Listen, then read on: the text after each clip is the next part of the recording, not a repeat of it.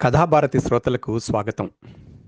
ఈనాటి కథ నమస్తే తెలంగాణ, ముల్కనూరు ప్రజాగ్రంథాలయం సంయుక్తంగా నిర్వహించిన కథల పోటీ 2021లో తృతీయ బహుమతి 10,000 రూపాయలు పొందిన వేణు మరీదు గారి కథ కాటుక కన్నుల సాక్షిగా.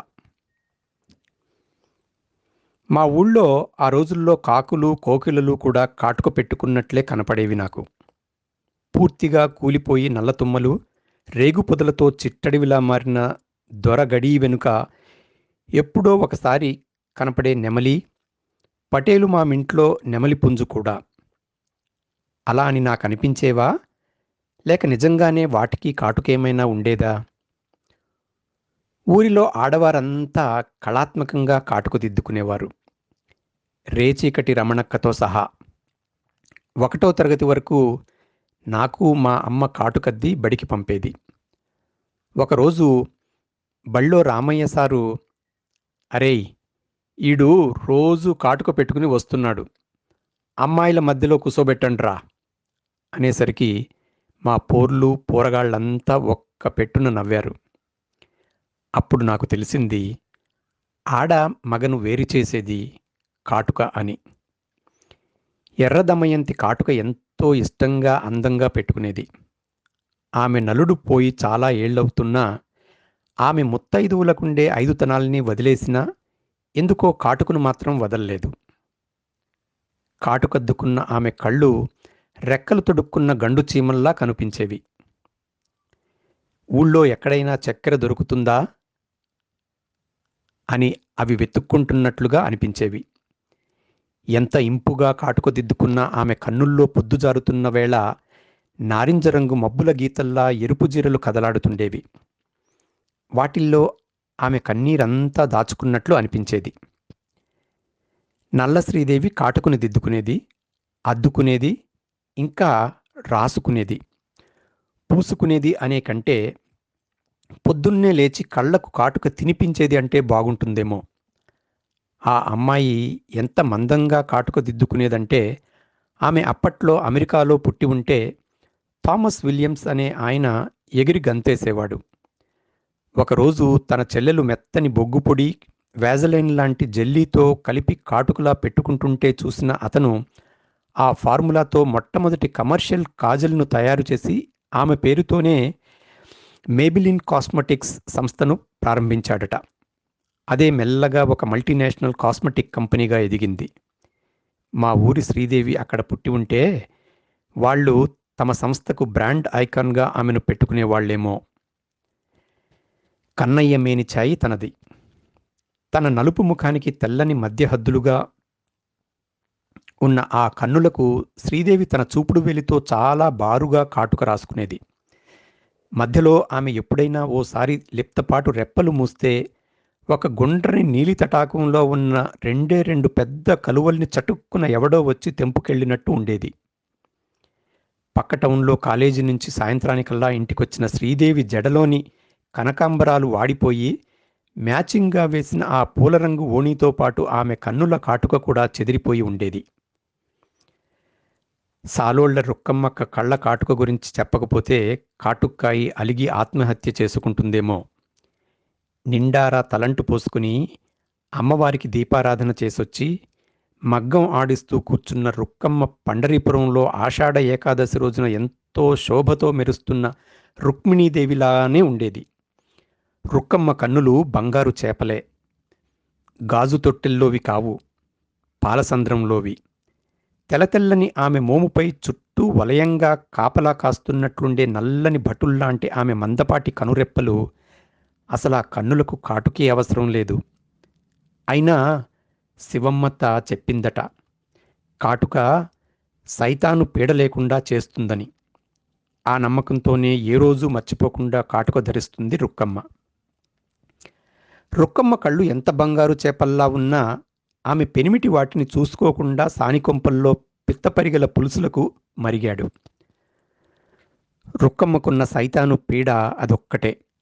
భర్త తమను పట్టించుకోకున్నా తన 2 ఆడపిల్లల రేపటి కోసం రేయింబవళ్ళు మగ్గం తొక్కే రుక్కమ్మ కాళ్ళు బలహీనమవుతున్నా ఆమె కాటుక కళ్ళు మాత్రం ఎప్పటికీ వెలుతురు నదులే. మగ్గంపై జరీదారాల కాంతులు ఆ కళ్ళల్లో పడి ప్రతిఫలించి ఇంద్రచాపాలయ్యేవి. మా రుక్కమ్మక్క కాటుక కళ్ళు చేయి తిరిగిన చిత్రలేఖకులు పాలరాతి ఫలకాలపై అద్దిన తెలుగు అక్షరాలలోని స్వర్ణాల వృత్తాలు. నూర్ పర్వీన్ కాటుక కళ్ళను దగ్గరగా చూస్తే అంతే మరి. నూర్ పూర్వీకులు నవాబులంట. నిమ్మపండు రంగు మేనిఛాయతో పందిరెత్తుండే నూర్కు ఊరిలో మిగతా ముస్లిం అమ్మాయిలంటే కొంచెం చులకన. వాళ్ళంతా దూదేకులోళ్ళని, తమది మాత్రం పూర్వం నుంచి గొప్ప నవాబుల జనానా సంప్రదాయమని ముక్కుపుటాలెగరేస్తూ గర్వంగా చెప్పుకొచ్చేది. వాళ్ల జమానా నాటి వైభవపు రోజుల్లో వాళ్ళిళ్లల్లో మూలికలు, ముత్యాల పొడులతో ఇంకేవో కలిపి సుర్మా తయారు చేసేవారని, దానిని ఎంతో ఇష్టంగా తమ కుటుంబాల్లో స్త్రీలు, రంజాన్ మాసంలో పురుషులు కూడా చక్కగా దిద్దుకునేవారని కథాకథనంగా చెప్పేది. ఇప్పుడు మాత్రం వాళ్ళు సిబ్బురేకు మీద దీపం మసితోనే కాటుక చేస్తున్నారు. తల, ముఖానికి ఆమె హిజాబ్ చుట్టుకున్న నేత్రభాగం వదలాలి కాబట్టి నూర్ పర్వీన్ కాటుక కళ్ళు ఆ హిజబ్ వస్త్రం అనబడే నల్లని దిక్చక్రంపై 2 చిరుముత్యాల్లా మెరుస్తూ కనిపించేవి. పర్వీన్వి కొంచెం చిన్నగా ఏనుగు కన్నుల్లా ఉన్న తెలుగు మాస్టారి గారి అబ్బాయి రంగనాథను చూస్తే మాత్రం పొంగడాల్లా పొంగేవి.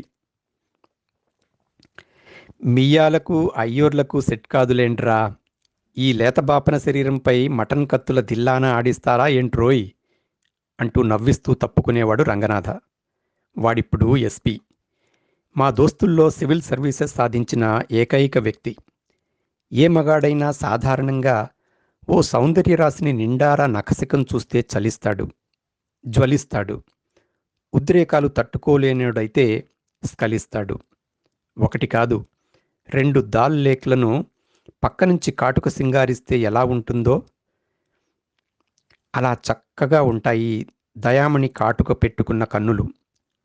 ఆమె కన్నులు చూస్తే పాషాండుడైన రసిక పిపాసి అవ్వాల్సిందే.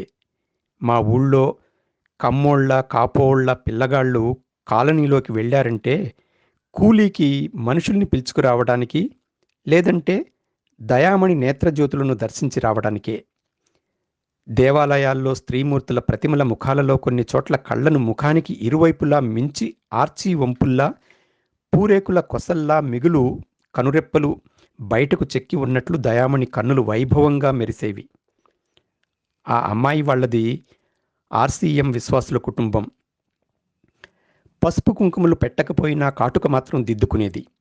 అప్పట్లో నీలం రంగు లంగా జాకెట్టుపై తెల్ల జార్జెట్ ఓణి యూనిఫామ్తో సగం తెల్లని మేఘాలు ఒకవైపు, సగం నీలి మేఘాలు ఒకవైపు ప్రతిబింబించే తేట ఊట చెరువులా గంభీరంగా అగుపించేది దయామణి.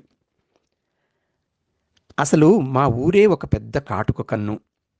నల్లటి రేగడి మట్టి రోడ్లు, పేడ నల్ల బంకమన్నుతో అలికిన గోడలు, అరుగులు, వాకిళ్ళు, ఎండి తడిసి వెలిసిపోయి నల్ల అట్టల్లా కనిపించే జమ్మిగడ్డితో వేసిన పైకప్పులు, గట్టున నల్లతుమ్మల నీడల్ని వాటేసుకుని పడుకున్న పెద్ద చెరువు, కొండ ప్రాంతం కాబట్టి పిలిస్తే వస్తాయి అన్నట్లు ముసురుకునే వానమబ్బులతో శివుని జటాజూటాల్లా వీధి వీధినా పెరిగిన నల్లవేప మానులు, ఊరంతా చెట్లపై కాకుల గుంపులతో, కాకుల్లాంటి ఎందరో మనుషుల గుంపులతో మా ఊరే దట్టంగా కాటుకద్దుకున్న చక్కని కన్నుల్లా ఉండేది. తెల్లవారుజాముకల్లా కోనేట్లో విడిచిన కార్తీక దీపాల్లా మా ఊరి ఆడవాళ్ల కాటుక కళ్ళన్నీ ఇప్పుడు నా జ్ఞాపకాల్లో కొండెక్కాయి. కానీ నా ఆరాలో అంతర్భాగంగా ఉంటూ నా చుట్టూ లక్షల దివ్వెల్లా ఇప్పటికీ వెలుగుతూనే ఉన్నాయి కార్తీక కన్నులు. కార్తీక కన్నడిగ. ఆమె తండ్రి రామకృష్ణ షాజీ ఇంజనీర్. మా ప్రాంతంలో నాగార్జునసాగర్ కాలువల తవ్వకం జరిగే సమయంలో పాలమూరు కార్మికులకు బిస్తర్ మా ఊరి పొలిమేరలోనే. వాళ్ల బట్వాడ బాగోగులు చూసుకునే పనిని కాంట్రాక్టర్లు షాజీకే అప్పగించారు. అందుకే ఆ కార్మికుల గుడారాలకు దగ్గరగా ఉండాలని మా ఊళ్ళోనే ఉండేది వాళ్ల కుటుంబం. దానితో కార్తీక మాతోనే మా ఊరి బడిలోనే చదివింది. తెలుగు బాగా నేర్చుకుంది. కానీ ఆమె తండ్రికి కన్నడ సంస్కృతి, కర్ణాటక అంటే మితిమీరిన స్వాభిమానం. తెలుగును, తెలుగోళ్లను విమర్శించేవాడు. ఆ రోజుల్లో కాటుకను ఇళ్లలోనే చేసుకునేవారు. కార్తీక తల్లి స్వచ్ఛమైన గానుగ నూనెతో కోడిగుడ్డు దీపం వెలిగించి, తాంబూలంపై ఆ మసి పట్టించి, అందులో రవ్వంత కేరళ కర్పూరం కలిపి, సంపంగి పూల రేకులు నానబెట్టిన స్వచ్ఛమైన 2 కొబ్బరి నూనె చుక్కలేసి కాటుక వండేది. ఆ కాటుకను మొదటి రోజు దిద్దుకున్న కార్తీక బడికి రాగానే మా అక్క దగ్గరికి వచ్చేది. అమ్మ నిన్ననే చేసింది చూడు అని మా అక్క ముఖానికి, నా ముఖానికి దగ్గరగా తన ముఖాన్ని ఉంచేది. భరతనాట్యంలో ఆలోకిత అనే దృష్టి భేదాన్ని ప్రదర్శించేటప్పుడు నృత్యకారిణి తన కళ్ళను టపటపమని వర్తులంగా ఎలా ఆడిస్తుందో అలా కళ్ళను కదిల్చేది ఆ క్షణంలో. చక్కని కాటుక కళ్ళు దృశ్యమానం, కానీ కార్తీక కళ్ళు అప్పుడు ఘ్రాణమానం. అరోమా ఆఫ్ ది ఐ, పరిమళ నేత్రాలు. ఒక అందగత్తె ఏ మగపిల్లవాడి ముఖానికైనా తన ముఖాన్ని అతి దగ్గరగా తీసుకొచ్చి అతడి చెక్కిళ్లపై తన పెద్ద గుండ్రని కళ్ళను ప్రతిబింబిస్తే వాడు నిలవగలడా? ప్రతి ఉదయం లేవగానే అమ్మ ముఖం చూసేవాడిని. అది మర్చిపోయి లేపాక్షి నోట్బుక్ నిండా రేనాల్డ్స్ బ్లాక్ పెన్నుతో జీవకళ ఉట్టిపడేలా గీసుకున్న కార్తీక కాటుక కన్నులు చూసుకోవడం మొదలుపెట్టా. నా చుట్టూ ప్రతి పరిసరంలోకి కార్తీక కన్నులు పరకాయ ప్రవేశం చేసేవి. నేలకు చూస్తే ప్రతి మొక్క, ప్రతి మొగ్గ, పైకి చూస్తే ప్రతి మేఘం, ప్రతి మెరుపు, ప్రతి చుక్క, ప్రతి ఉల్క, ప్రతి నెలపొడుపు నాటి జాబిలి కూడా కాటుక ధరించినట్లు దర్శనమిచ్చేవి.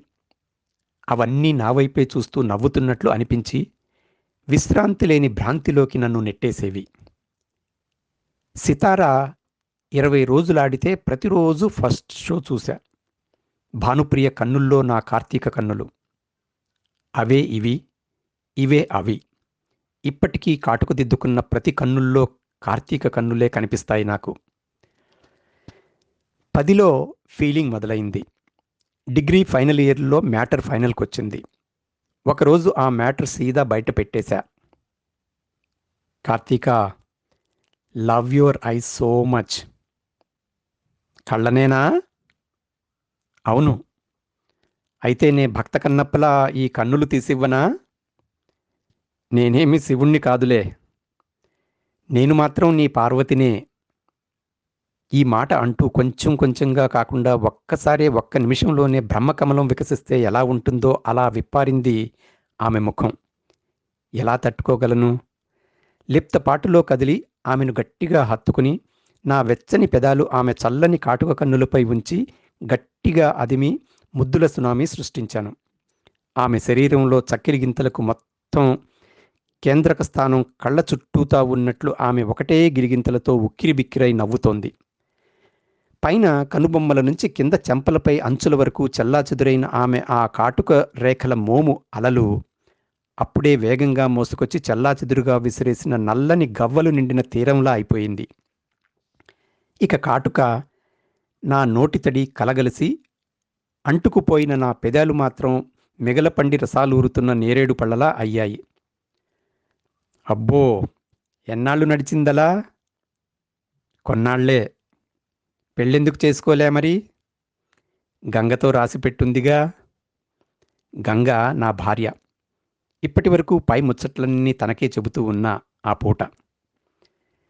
శివుడు గంగమ్మని వదులుకున్నాడు, పార్వతిని కాదుగా. ఆ కార్తీకే నీకు పార్వతిలా ఇంకా గుండెల్లో ఉందన్నమాట, నేను కాదు. అమ్మో, అట్లా అనకే. నా హృదయం పెద్ద హైరైజ్ ఆకాశ హార్మ్యం లేవోయ్. అందులో హై అండ్ లగ్జరీ ఫ్లాట్వి నువ్వేనోయ్. చాలండి మీ బడాయి బిల్డర్ మాటలు. బిల్డర్లకు మాటలే సగం పెట్టుబడి. సర్లే, అన్ని మాటలు చెప్పారు. ఇన్నేళ్ళు ఈ ముచ్చట ఎలా దాచారు? వయసులో ఉన్నప్పుడు రహస్యం దాచుకోవాల్సి ఉంటుంది. వయసు దాటే కొద్దీ ఏది దాయబుద్దవ్వదు. ఇదేమీ రహస్యం కాదులేండి. రహస్యం కాదా? అవును, నాకెప్పుడో తెలుసు శ్రీవారు. దిమ్మ తిరిగిపోయింది నాకు. నిజంగానా? ఎలానే గంగా? కార్తీక డిగ్రీ వరకు నీకు క్లాస్మేట్. నాకు తను మైసూర్ ఆర్ఐఈలో క్లాస్మేట్. అక్కడ మేము ఎడ్యుకేషన్లో మాస్టర్స్ డిగ్రీ కలిసి చదువుకున్నాం. అప్పుడు తెలియదు మీ లవ్ ముచ్చట. ఆ మధ్య మా బ్యాచ్ గెట్ టుగెదర్ జరిగింది. గుర్తుందా మీకు? 6 నెలల క్రితం నేను మైసూర్ వెళ్ళొచ్చా. "ఆ, అవును. టికెట్స్ నేనే కదా బుక్ చేసింది." మేమిద్దరం కలిసి చదువుకునేటప్పుడు తన లవ్ స్టోరీ గురించి ఎప్పుడూ చెప్పలేదు కార్తీక. మా గెట్ టుగెదర్ పార్టీలో నేను ఈ టౌన్లో ఉంటున్నానని, ఫలానా కుటుంబం వాళ్ళు నా అత్తిళ్ళని చెబితే ఇంకా వివరాలు అడిగింది. మా వారని మీ పేరు చెప్పగానే ముందు చిగురాకులా కంపించింది. భళ్ళున ఏడ్చింది. మన టౌన్ ఒకప్పుడు చిన్న పల్లెటూరని, వాళ్ళ నాన్న ఇక్కడ చాలా కాలం ఇరిగేషన్ ఇంజనీర్గా చేశాడని, ఇక్కడ తాము చాలా ఏళ్ళు ఉన్నామని చెప్పింది. మెల్లిగా మీ విషయమూ చెప్పింది. మీ ప్రేమ ముదిరి పాకాన పడుతుందని గమనించి కార్తీక తండ్రి రాత్రికి రాత్రే కుటుంబాన్ని ఇక్కడి నుంచి తరలించాడంట. తను కనిపించక నువ్వు పిచ్చోడివి అయ్యుంటావని అనుకుంటూ ఉందట. కానీ నువ్వు కుదుటపడ్డావని, పెళ్ళాడావని, పిల్లల్ని కూడా కన్నావని తెలిసి సంతోషించిందిలే. మరి నువ్వేమనుకుంటున్నావు గంగా? చాలా గిల్టీ కాన్షియస్గా అడిగా. ఇన్నాళ్ళు మనిద్దరి మధ్య రహస్యాలు లేవనుకుంటూ ఉన్నా. అయినా పెద్దవాళ్లమైపోతున్నాం. పిల్లలు సెటిల్ అయ్యారు. ఇంకా గత జలసేతుబంధనాలు ఎందుకులేండి. మన పెళ్లికి ముందు కదా అది జరిగింది. జోహార్లు నీ పెద్ద మనసుకి గంగా. అది సరే, అసలు విషయం చెప్పవా? కార్తీక ఇంకా కాటుక పెట్టుకుంటూనే ఉందా? అవును. అబ్బా, ఏం కళ్ళండి దానివి. తననోసారి చూడాలి. మైసూరెళ్ళి చూద్దురులే. పర్మిషన్ ఇస్తా. అందాక ఈ ఫోటో చూసుకోండి. తన ఫోన్లో గూగుల్ ఫొటోస్ ఓపెన్ చేసి ఒక ఫోటోను జూమ్ చేసి చూపించింది గంగ. ఈ కాటుకలద్దిన కళ్ళే నన్ను ఇన్నేళ్ళు బాధిస్తున్నాయి గంగా. నాకర్థమైందిలేండి. నాతో తమరు గొడవ పడ్డప్పుడల్లా ఈ కాటుక కళ్ళే వందలు వేలుగా మీ ముందు మెదిలేవి అని. ఎప్పుడు బయలుదేరమంటావు? మీ ఇష్టం. వాళ్ళ ఇంటి దైవం చాముండి అమ్మవారు. ఈ శరన్నవరాత్రులు ప్రతి ఉదయం సాయంత్రం తను చాముండి హిల్స్ గుడికెళ్తుంది. అక్కడ ఖచ్చితంగా కనిపిస్తుంది. చూసిరండి. శ్రీమతి జిందాబాద్. ఆగండాగండి, షరతులు వర్తిస్తాయి. చెప్పండి మ్యామ్. కార్తీక కలిసిన మీరు ఆమెతో ఏమీ మాట్లాడొద్దు. పూర్వపరిచయాలు, పురాణీ ప్యార్ కహానీలొద్దు. కార్తీక తండ్రి ఇప్పుడు లేడు. కానీ దాని భర్త పెద్ద మూర్ఖుడంట. అదీగాక వాళ్ళ ఒక్కతే కూతురికి మొన్నీ మధ్యే పెళ్ళయిందట. పెద్దరికం రెండు వైపులా ఏపుగా పెరిగిపోయి ఉంది. కాపాడండి, కాపాడుకోండి. I swear it. 100% గంగా. ఒకే ఒక్కసారి తన కాటుక కళ్ళని చూసొస్తా. ఓకే, అయితే జర్నీ టికెట్స్ బుక్ చేసుకోవచ్చు. తనను దగ్గరికి తీసుకుని నుదుటిపై పెదాలుంచి చాలాసేపు అలాగే ఉండిపోయా. నన్ను పొదివి పట్టుకుని తను అలాగే ఉండిపోయింది. హిమాద్రి శిఖరాల మధ్య సమున్నతంగా ప్రవహించే ఆ గంగనే నా ఈ గంగ. చాముండి హిల్స్పై శరన్నవరాత్రుల వేడుకలు. అమ్మవారిని దర్శించుకుని అక్కడి ఆంజనేయస్వామి విగ్రహం పక్కనే ఉన్న మెట్లపై కూర్చుని ఎదురు చూడసాగాను. ఈ శరన్నవరాత్రులు ప్రతిరోజు కార్తీక అమ్మవారిని దర్శించుకుని వచ్చి తను ఆ దగ్గరలోనే కూర్చుంటుందంట. గంగ చెప్పింది. కానీ ఈరోజు వస్తుందో లేదో మరి. నన్ను చూస్తే గుర్తుపడుతుందా? నేను మాత్రం గుర్తుపట్టగలను. ఫోన్ స్క్రీన్పై తన ఫోటోను జూమ్ చేస్తూ చాలాసేపు కూర్చున్నాను. ఒకవేళ రాకపోతే తనకు ఫోన్ చేస్తే? గంగ ఫోన్లో కార్తీక నంబర్ని తస్కరించా. తప్పే కదా? తప్పని తప్పు. కొంచెం దూరంలో ప్రాకారం పక్కనే ఉన్న ఒక స్త్రీమూర్తి కార్తీకలా అనిపించింది. లేచి 4 అడుగులు ముందుకేసి చూస్తే తను కార్తీకే. ఫోటోలో ఉన్న రూపునకు కొంచెం మార్పు. మరో స్త్రీ కాదు, తనే. అదిగో ఆ కన్నులు, ఆ కాటుక కన్నులే ఆమె ఉనికి. ఆ కాటుక దిద్దుకునే తీరే ఆమె ఆచూకీ. స్త్రీమూర్తులు తాము ధరించిన దేహాల క్యాన్వాసులపై గీసుకునే కళాకృతులే కన్నులు. కార్తీక ముఖంపై 2 నీలి చిత్తరువుల్ని గుర్తుపట్టకుండా ఎలా ఉండగలను? దగ్గరికెళ్ళి నవ్వుతూ, ఇంకా ఇంకులేని రీఫిల్తో నెమలీకతోనే కాటుక అద్దుకుంటున్నావా కార్తీక అని అడుగుదాం అనుకున్నాను. 4 అడుగులు ముందుకేశా. కానీ 2 అడుగులు వెనక్కు. మళ్ళీ 4 అడుగులు ముందుకు, 2 అడుగులు వెనక్కు. ఆమె కన్నులు ఆ సమయంలో కొద్ది సమయం క్రితం తాను చూసిన అమ్మవారి కళ్ళలానే ఉన్నాయి. స్పెషల్ దర్శనం టికెట్తో ఆ ఉదయం అమ్మవారిని దగ్గరగా చూడగలిగా. అమ్మవారు ఒక్కసారి తన వైపు పెద్ద కళ్ళతో చూసినట్లనిపించింది. ఉలిక్కిపడ్డాను ఆ క్షణంలో. ఇప్పుడు నా ఎదురుగా అటువంటి దివ్యనేత్రాలే. కార్తీక కళ్ళు, వయసుతో పాటు పెద్దగా మారని కన్నులు. అయితే ఆ కళ్ళల్లో ఇప్పుడు ఎర్రజీరలు మాత్రం ఎక్కువగా కనిపిస్తున్నాయి. వయసు ప్రభావమేమో. నల్లగుడ్డు కొంచెం కళ కోల్పోయింది. ఇంకో 2 అడుగులు ముందుకేశా. అంతలో ఒకసారి టపటపమని కళ్ళాడించింది తను. కనురెప్పలు చిరువింజామరల్లా కదిలాయి. ఇప్పుడు ఆ కళ్ళు నన్నే చూస్తున్నాయి. ఆ సుందర చక్షువులు. ఎన్నో సాయంత్రాలు ఏటి ఒడ్డున తనకై ఎదురు చూసిన చకోరాలు. తను మౌనముద్రలో అలానే కూర్చునుంది. తను కదలకుండా తన కళ్ళు నన్నే చూస్తున్నాయి. ఆమె కనుపాపల, నా కనుపాపల చివర్లను బిందువులుగా కలుపుతూ ఎవరైనా ఓ బారు రెక్టాంగిల్ను గీస్తే ఎంత బాగుండు. తలను అలాగే కదపకుండా నిలిపి నా వైపే ఇంకా చూస్తున్నది. మరెందుకు గుర్తుపట్టడం లేదు నన్ను? గుర్తుపట్టినా పట్టనట్టు నటిస్తున్నదా? ఒక్కోసారి అది ఆడవాళ్లకు అవసరమే కదా. మరొక్క 3 అడుగులు ముందుకేశా. 1 అడుగు వెనక్కి. ఇదేం న్యాయం? కార్తీక కూడా చాలామంది ఆడోళ్ల మాదిరేనా? నేను ప్రొసీడ్ కాలేను. గంగకు మాటిచ్చాను. తప్పే. అయినా తప్పేలా లేదు. ఒక్కసారంటే ఒక్కసారి నా పాత ఆస్తులు, ఆ కాటుక కన్నులను ఒక్కసారే బాగా దగ్గరగా, ఇంకా దగ్గరగా చూసుకుంటూ ఒక్కసారి తనను పలకరిస్తేనో? No problem. ఒట్టు తీసి గట్టున పడేయ్. పద, కదులు. ఇంకో 2 అడుగులు ముందుకు. కా కా కార్తీక. మా ఇద్దరి మధ్యకు చిలుక పిల్లల్లా ఓ పాప తుర్రున పరుగెత్తుకొచ్చింది.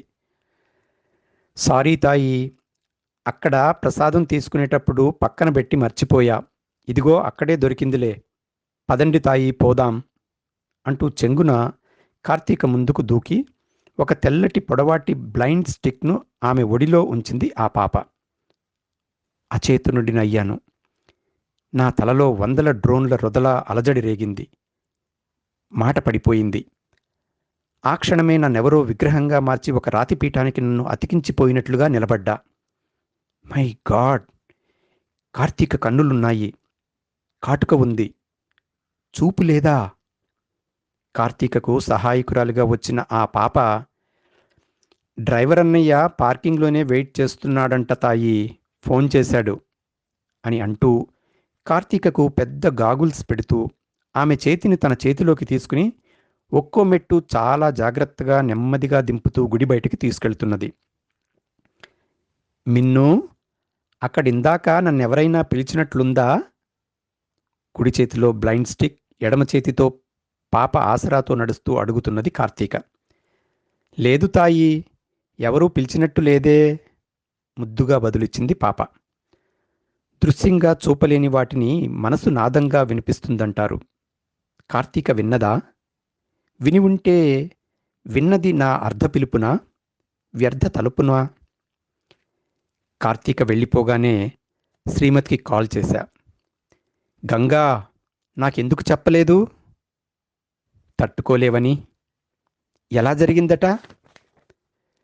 గ్లౌకోమా, టైంకి తెలుసుకోలేదట, క్రానిక్ అయ్యింది. అయినా తనింకా కాటుక దిద్దుకుంటూనే. నీ గురించే. నా గురించా? ఎందుకు? ఎప్పుడో మాట తీసుకున్నావటగా.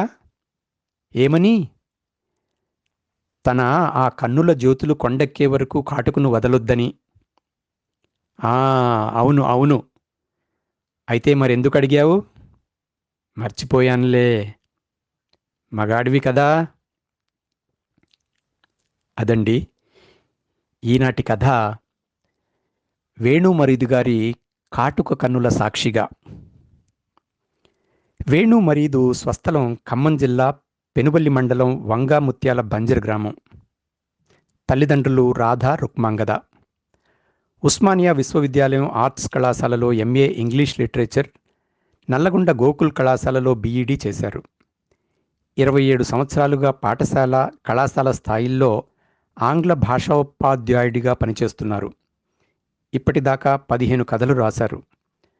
నాకు కొంచెం ఇంగ్లీష్ కావాలి, ప్రెజెంటెడ్ బై వసుధ, నలుగురు లేనినాడు, బామ్మ కథలు పాఠకుల మన్ననలు పొందాయి.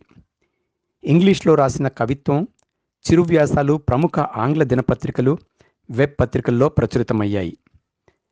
పేదరికంలో పుట్టిన తనకు అక్షరాలే ఆస్తులని వేణు చెబుతున్నారు.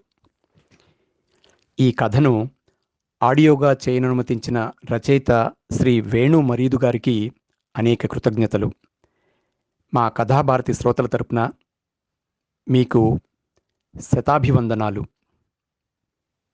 వచ్చే కథలో మళ్ళీ కలుద్దాం. అంతవరకు సెలవు.